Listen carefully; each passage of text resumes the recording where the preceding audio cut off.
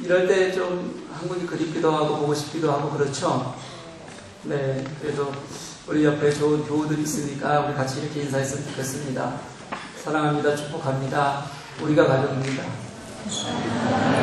사랑합니다. 축복합니다. 우리가 가족입니다.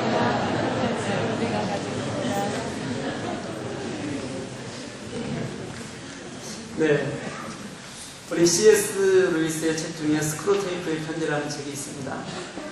유능한 사탄, 굉장히 유능해요. 이 스크루테이프가 이제 새내기 사탄으로 그렇게 일하게 된 조카 워무드에게 편지를 써서 어떻게 사람들을 공략해서 그들을 죄악에 빠뜨리는지를 알려주는 책입니다. 이걸 보면 우리 인간이 참 자기를 정말 모른다.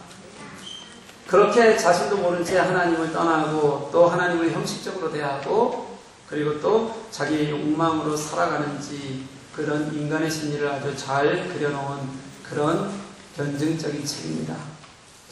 그 책에서 말하려는 것은 아주 단순합니다. 우리가 살아가는 것이 영적 전쟁터라는 거예요. 그런데도 불구하고 대부분의 그리스도인들은 내가 살아가는 것이 영적 전쟁터인지를 모르고 살아간다는 겁니다. 그러면서 사탄의 유혹을 굉장히 편안하게 생각하는 거예요. 그리고 그것을 쫓아가는 삶을 살아가는 겁니다. 근데 이 책을 읽다 보면 그 반대편의 이야기도 있습니다. 이야기는 나오지 않아요. 근데 읽어보면 알 수 있어요. 뭐냐면 이 스크루테이프는 사랑을 모르는 그런 사탄입니다. 그래도 꼬박꼬박 그 조카에게 편지를 쓸 때 읽겠어요. 사랑하는 워무드에게. 이게 아주 아이러니한 거죠. 사랑을 알지 못하는 자가 편지를 쓰는데 그 안에 사랑이 흘러요. 누구의 사랑이 흐르냐면 하나님의 사랑이 그 책 전반에 흐릅니다. 그리고 그 하나님에 대한 사랑은, 하나님의 사랑은 이렇게 우리들에게 얘기하는 것 같아요. 그 사랑은 그저 감상적인 것이 아니다. 그리고 사탄을 이기는 힘이다. 그렇게 우리들에게 말씀하고 있는 것처럼 그렇게 보입니다. 오늘 말씀을 묵상하면서 이 스크루테이프의 편지가 가장 먼저 떠올랐습니다. 우리가 살아가는 이 세상이 얼마나 우리를 집요하게 우리를 건드리고 그리고 하나님을 왜곡하는지 그런 세상 속에서 우리는 과연 어떻게 살아갈 수 있을 것인가 생각이 들었습니다. 지금까지 요한은 빛과 어두움을 아주 명쾌하게 나눴어요. 빛은 하나님이시다. 그리고 빛은 예수 그리스도시다. 그 안에 우리가 거하는 것이 빛을 행하는 거다. 사랑하는 것이 빛 속에 사는 것이다. 이렇게 가르칩니다. 어둠에 대해서도 아주 명확하게 설명합니다. 우리 스스로 죄가 없다고 말하면 어둠에 있는 자다. 형제를 사랑하지 않으면 너희들은 어둠에 있는 것이다. 그렇게 분명하게 가르칩니다. 그런데 오늘 본문은 그럼 그 어둠에 있는 것 그리고 빛에 있지 않은 것 이게 정확하게 어떤 것인지를 구체적으로 우리들에게 다시 한번 하나하나 설명해 주는 말씀입니다. 15절에서부터 한번 다시 시작해 볼게요. 이 11절이라는 단어에 15절 한 절에 세상이라는 단어가 3번이 나와요. 이 단어가 우리가 잘 알고 있는 코스모스라는 단어입니다. 이 코스모스는요, 이 요한 복음과 그리고 요한 서신 1, 2, 3서 전체 해갖고요, 몇 번이 나오냐면 100번이 넘게 나옵니다. 이 단어가요. 무슨 뜻이냐면 이렇게 많이 나온다는 것은요, 하나님께서는 세상에 관심이 있다는 뜻이에요. 그리고 또 하나님께서는 세상을 살아가는 우리들에게 관심을 가지고 계신다는 뜻입니다. 요한이 생각하는 세상은 완전히 분리되어 있는 두 가지 세상에 완전히 차이가 있는 두 가지 세상이 있습니다. 하나는 요한복음 3장 16절에 나오는 세상이에요. 하나님이 세상을 이처럼 사랑하사 독생자를 주셨으니 이때 세상이요.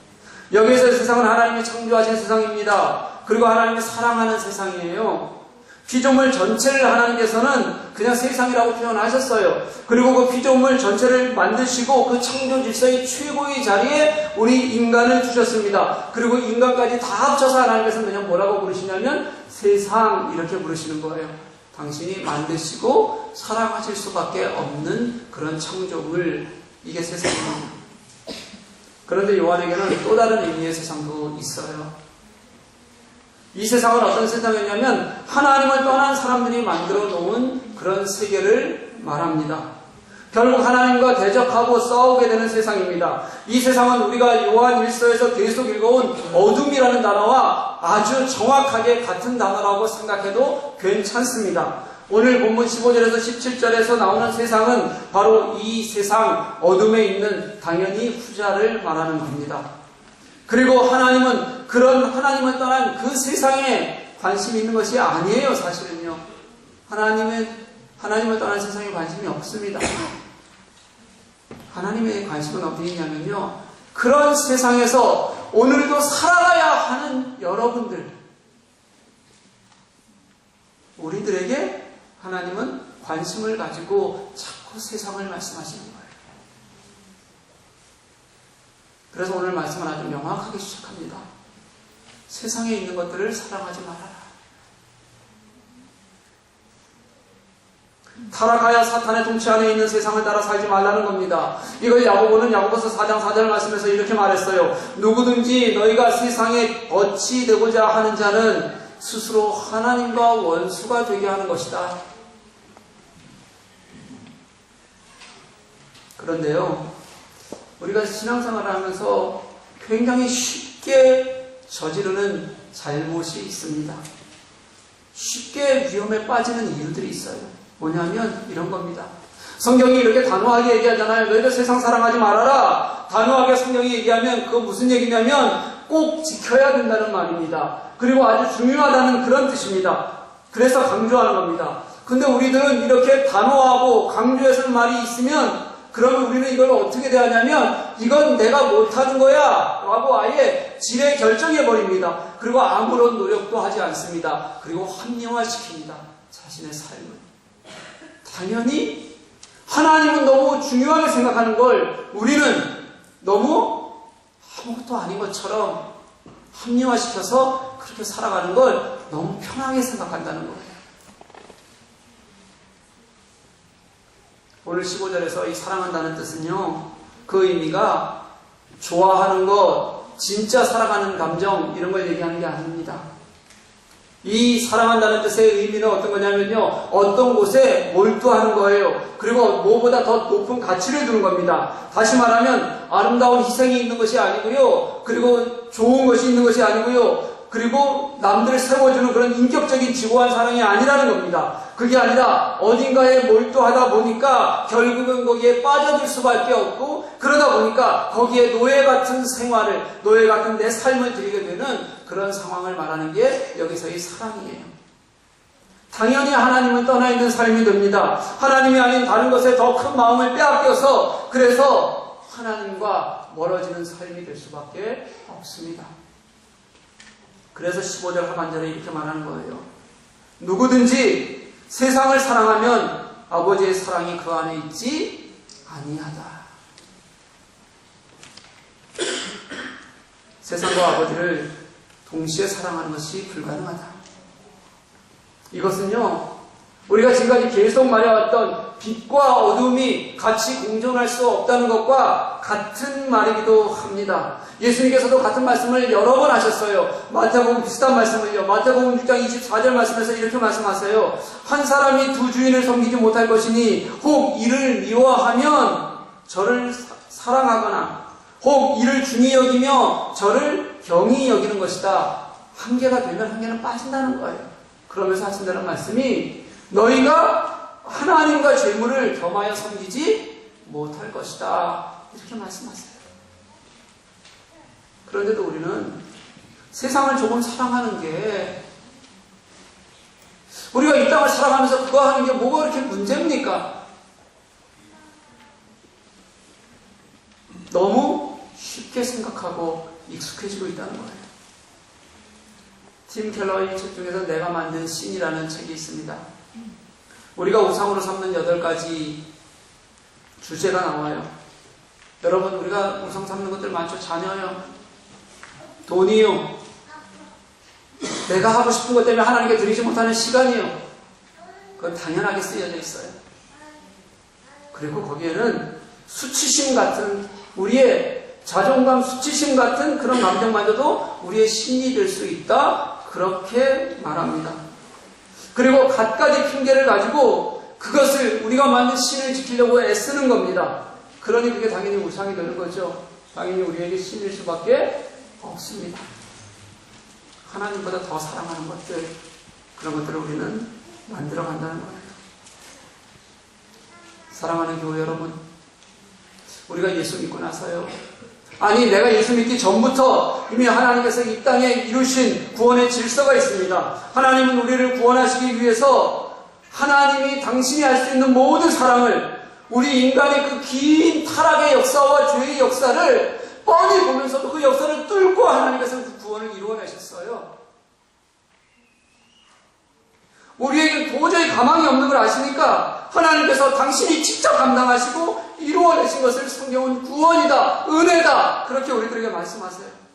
근데 우리가 얼마나 안타깝게 살아가냐면요, 그렇게 가망이 없는 그대로를, 그래서 하나님께서 당신의 고난과 십자가의 죽으심을 통해서 우리의 존재를 바꾸어 내셨는데, 그래서 우리가 그런 존재가 아니라고 그렇게 분명히 말씀하시는데, 우리는 여전히 가망 없는 그 육신을 내 것으로 뭉쳐쥐고 살아가는 겁니다. 그 육신을 내가 뭉쳐쥐고 살아가면서 내가 이거 가지고 뭐 어떻게 더 할 수 있는데요. 하나님이 우리들에게 하신 일을 아무것도 아닌 일처럼 만들어버려요. 우리 삶 속에서. 내가 이만하면 됐지. 이 땅에서 이 정도 세상 쫓아가면 괜찮은 거지. 그렇게 생각하고 따집니다. 우리는 예수 그리스도 십자가 앞에서요, 내가 그리스도와 함께 십자가에 못 박혔나니 그런즉 이제는 내가 사는 것이 아니요 오직 내 안에 예수께서 사시는 것이라, 그렇게 고백하는 사람들이 이 자리에 모여 있는 겁니다. 저는 그 고백이 너무 좋습니다. 그 고백을 할 때마다 마음에 와닿습니다. 그렇게 살고자 내 안에 사시는 예수님을 찾고자 매일 애를 씁니다. 그래도 저는 수없이 넘어집니다. 작은 일에 쉽게 넘어지고 실수할 때가 너무 많습니다. 오죽하면 우리 애들이 다른 교회를 가고 싶어 하겠습니까? 잘 따지고 애들 고쳐주기 좋아하고 욱하고 소리 지르고, 여러분 그래도 제가 그렇게 나쁜 놈은 아닙니다. 아무튼 그래도 세상의 욕심을 따라가지 말자고 그렇게 작은 일에 넘어져도 수없이 나를 쳐서 복종하는 일을 멈추지 않으려고 애쓰는 중입니다. 저도 우리가 연약하니까요. 그렇지만 사탄의 세력은 만만치 않고, 또 하나님을 떠난 이 세상을 이렇게 만든 세력이, 세상의 세력이 너무 견고하니까 여러분들이 살아가는 거 힘들다는 거 다 압니다. 하지만 이거는 분명히 생각했으면 좋겠어요. 우리가 예수를 이 가슴에 품고 사는 우리가 그 본질을 잃고 세상을 사랑하는 것을 괜찮다, 그거 괜찮은 거 아니냐고 얘기하지는 말아야죠. 넘어지더라도.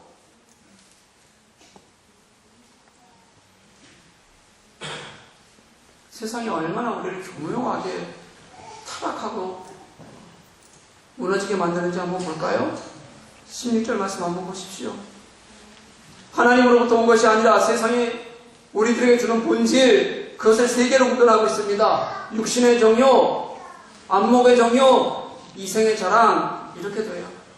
그런데 이게 얼마나 원초적인 우리를 꾀이고 우리를 올가매는 죄의 속성인지, 이게 창세기 3장에 처음으로 아담과 하와가 죄를 지을 때 가졌던 모습과 꼭 닮아 있어요. 아주. 사탄이 하와에게 와서 유혹할 때요, 그 핵심이 뭐냐면 하나님에 대해서 의심하게 만드는 거예요. 존재도 의심하게 만들고요, 하나님의 능력도 의심하게 만들고요, 하나님을 신뢰하지 못하게 하고, 대신에 하나님을 신뢰하지 못하게 한 자리에 내 생각과 내 욕망을 키우는 게 사탄의 방법이었습니다.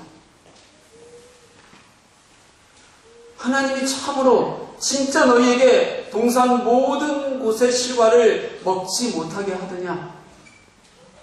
하나님이 하지 않은 말을 자꾸 흔드는 거예요. 너희가 그것을 먹는 날에는 너희가 그것을 먹는 날에는 정말 죽을 것이라고 하셨느냐? 그럴 리가 없다. 하나님의 말씀을 왜곡한 거예요. 너희가 그것을 먹는 날에는 하나님처럼 좋은 일이 될 거야, 지혜롭게 될 거야, 하나님보다 자신을 높이게 만드는 겁니다. 사탄의 속성은요, 하나같이 하나님을 신뢰할 만한 분이 아니라는 겁니다. 내가 그러니까 그 자리에 내가 다시 세워져야 된다는 겁니다. 스스로 살아가야 한다고 속삭이는 거예요. 이게 여러분 얼마나 지금 우리의 모습과 닮았는지 여러분 한번 보이세요? 내가 예수 믿는다고 하면서 하나님의 일하심을 신뢰하지 못하고 어떻게든 악착같이 세상의 방법 그대로 쫓아가면서 나의 내일을 보장받기 위해서 우리가 수고하고 애쓰는 것 얼마나 똑 닮았는지 여러분 소름 끼치지 않습니까? 그렇게 해서 결국 하와가 죄를 지을 때의 성경의 묘사를 한번 보십시오. 여자가 그 나무를 본즉 먹음직도 하고 보암직도 하고 지혜롭게 할 만큼 탐스럽기도 한지라. 바지를 보니까 먹고 싶은 욕구가 일었어요. 눈으로 보기에 충분히 유혹할 만한 그런 것이었어요. 내가 이걸 먹으면 자기를 더 나은 사람으로 만들 것이라는 기대를 갖게 했어요. 여러분 이 정도면 먹어야죠. 그렇죠? 어떻게 안 먹습니까? 이 정도 되면. 문제는 우리가 세상을 그런 눈으로 똑같이 보고 있다는 거예요.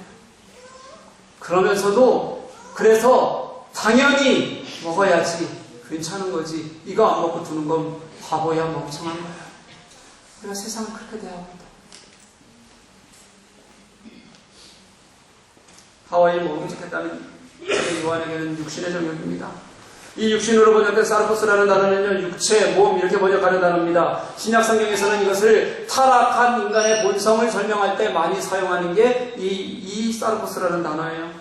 인간이 가진 원천적인 욕구가 있다는 겁니다. 우리를 넘어뜨리는 수많은 욕구를 우리는 가지고 본능적으로 가지고 살아간다는 겁니다. 그게 어떤 욕구이든 욕구를 가지고 있지 않는 사람은 아마 한 사람도 없을 겁니다. 그런데 이 욕구가 지나치면 그게 죄가 됩니다. 어떤 게 기준일 거냐는 거예요. 어떤 게? 돈이면 내가 100원을 갖는 게 욕심일까요? 1000원을 갖는 게 욕심일까요? 너무 적어서 마음에 감동이 없죠? 1억을 갖는 게 욕심이에요? 100억을 갖는 게 욕심이에요? 여러분 그 기준은 단 하나예요. 하나님보다 더 사랑하면 안 된다는 거예요.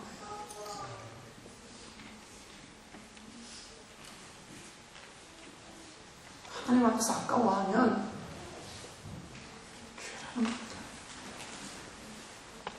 그 다음 하와이 보암직했다. 이게 요한에게는 안목의 정욕이에요. 이건 단지 눈 자체가 범죄의 도구라는 것이 아닙니다. 그런데 어떤 시선으로 우리가 어떻게 보는가에 따라서 수많은 정욕들을 우리가 가지게 됩니다. 어떤 것을 그냥 보고 있는데 그게 자꾸 내 속에 탐욕을 가져다 줄 때가 있어요. 여러분 인간의 욕망이에요. 하와가 선악을 알게 하는 나무의 과실을 보고 보암직하게 여겼다고 말하죠. 그리고 다윗이 목욕하는 바세바를 보고 범죄했어요. 지금 요한이 이 글을 쓰고 있을 때 로마에는요 거대한 원형 경기장을 만들었어요. 거기서 늘 검투 경기를 쉬지 않고 했는데 그게 뭐냐면 로마 시민권을 가진 로마 시민들의 눈을 즐겁게 만들기 위한 것이었어요. 그러면서 그 즐거움을 위해서 수많은 사람들을, 노예들을 서로 찌르고 매개하고 사자 같은 맹수들에게 몸이 찢겨 처참하게 죽어가게 만들었습니다. 그렇게 보는 것을 통해서 억제되지 않는 욕구를 점점 키워가는 것, 이게 인간의 욕구 속에 있다는 거예요. 보면 볼수록 더 가지고 싶어지고 더 즐기고 싶어지고 더 내 것이 되어야겠다는 이런 안목의 정욕을 우리 모두가 가지고 살아가요. 마지막 하와이 지혜롭게 할 만큼 탐스러웠다. 이게 요한에게는 이생의 자랑입니다. 여기서 이생이라는 단어는요 생물학적인 생명을 얘기해요. 끝이 있다는 뜻이에요. 그냥. 또 다른 의미로는 생활 방식이라는 의미도 가지고 있습니다. 우리가 가지고 있는 하나님을 떠난 하찮은 생활, 그걸 얘기하는 거예요. 생물학적인 생명을 얘기하던 생활 방식을 얘기하던 그건 한계가 있는 거란 뜻이고요. 인간적이라는 뜻입니다. 이것을 자랑한다고 하잖아요. 이 자랑이라는 단어를 보면 그 의미가 더 정확해집니다. 이 자랑이라는 헬라어 단어가 알라소메이라는 단어인데요. 이게 뭐냐면 어떤 이유도 없어요. 어떤 근거도 없어요. 그런데도 불구하고 헛된 자랑을 가지고 있는 겁니다. 그럼에도 불구하고 교만함이에요. 그럼에도 불구하고 위선을 가지고 있다, 이런 뜻입니다. 뭐냐면요, 하와가 그 실과를 보면서 뭐라고 생각했다고요? 내가 저거 먹으면 지혜로워지겠지라는 생각을 그걸 보면서 갖게 됐다는 거예요. 왜냐하면 금지된 것이고 세상의 것이고 그래서 욕망을 채우기에 충분했기 때문에 먹으면 그게 죄인데 나는 그걸 먹으면 뭐라고요? 더 나아질 거야.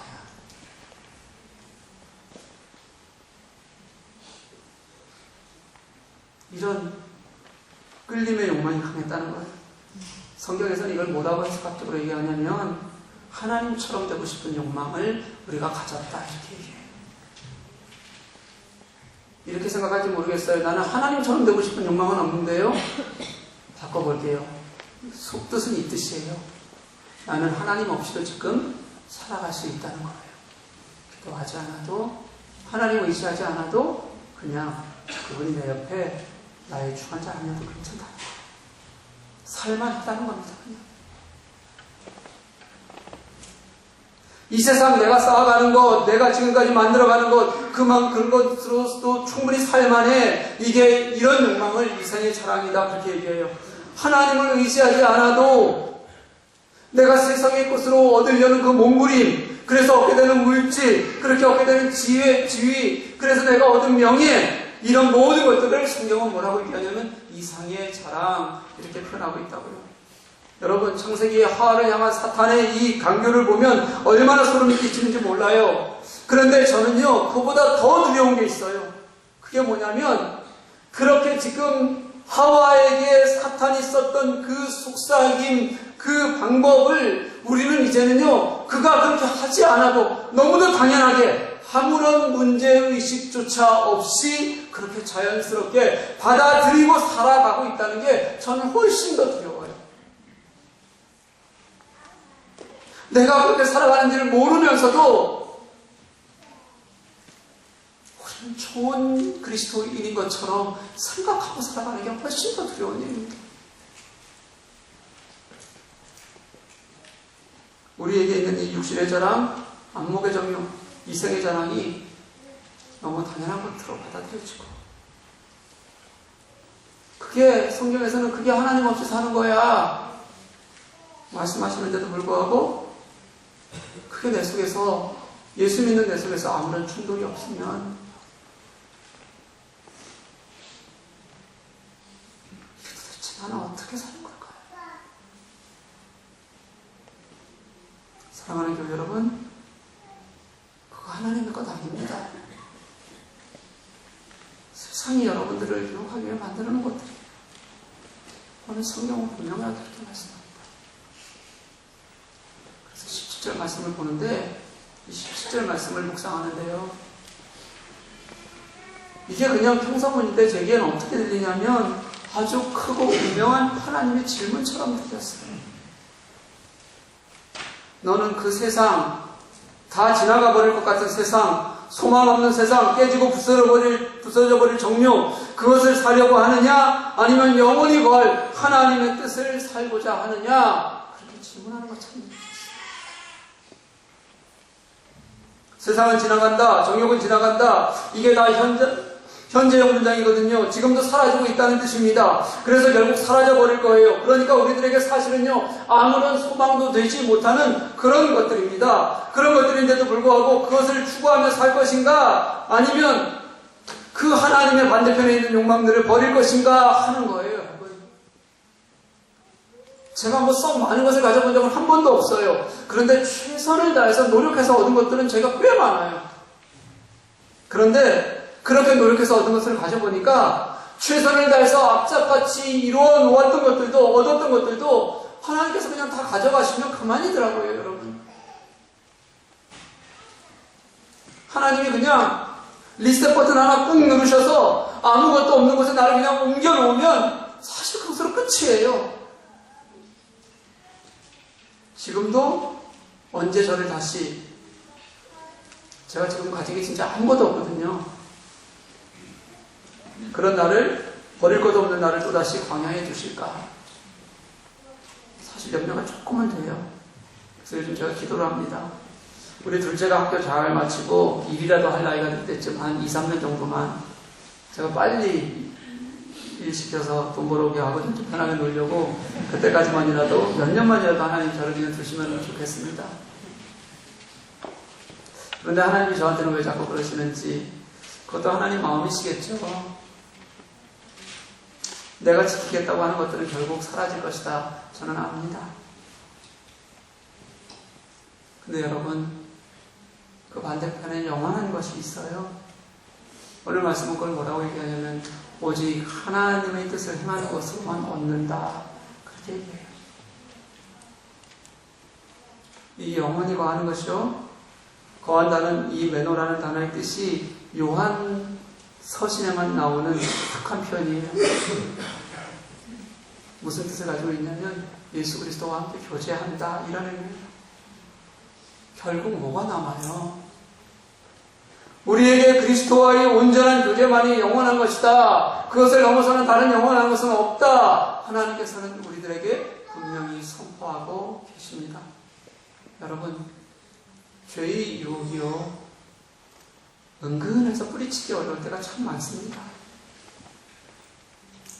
또 때로는요 너무 맹렬하고 너무 아름다워 보여서 넘어가지 않을 수 없을 때가 꽤 있습니다. 그런데 여러분 그거 결국 다 사라져요.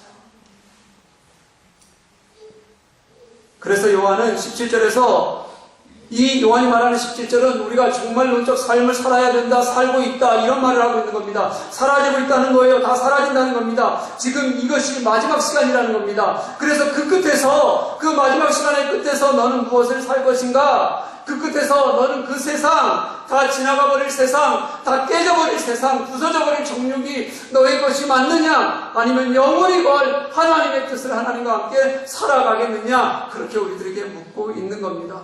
사랑하는 교회 여러분, 종말론적 삶이라는 게 다 그런 거예요. 아직 진행형이에요. 그렇지만 분명히 완성될 겁니다. 하나님께서 시작하셨어요. 예수님께서 우리들에게 보이셨으니까 그래서 곧 이루어질 일입니다. 하나님의 구원은요, 단 한 사람이라도 더 살리려는 깊은 사랑 때문에 지금도 하나님께서 이 땅을 존재하시는 것이에요. 그게 십자가의 증거입니다.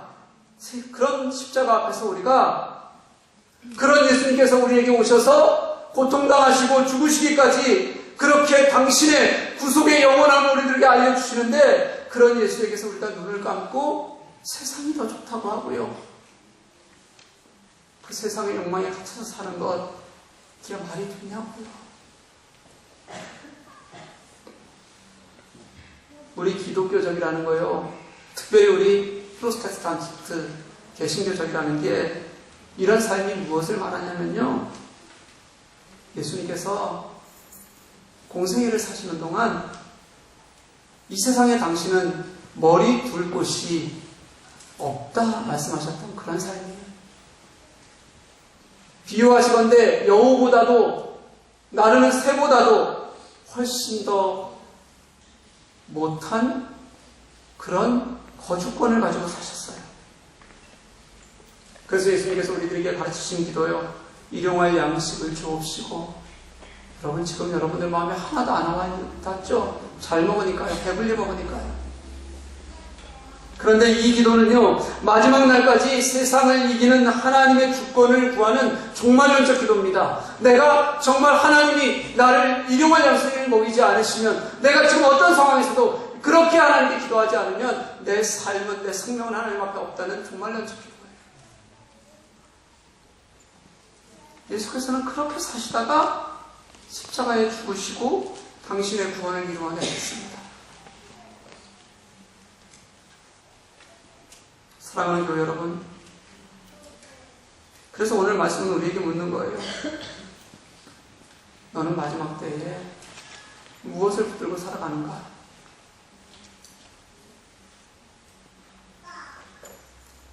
하나님을 붙들고 살아가는 저와 여러분들 수 있기를 간절히 소망합니다.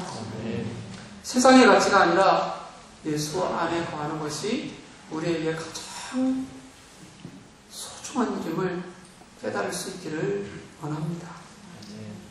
그게 오늘 우리가 오늘 하루를 치열하게 살아도 종말론적 삶을 사는 것이고요. 그렇지만 그게 우리가 영원히 주님과 함께 사는 삶을 선택하는 거예요.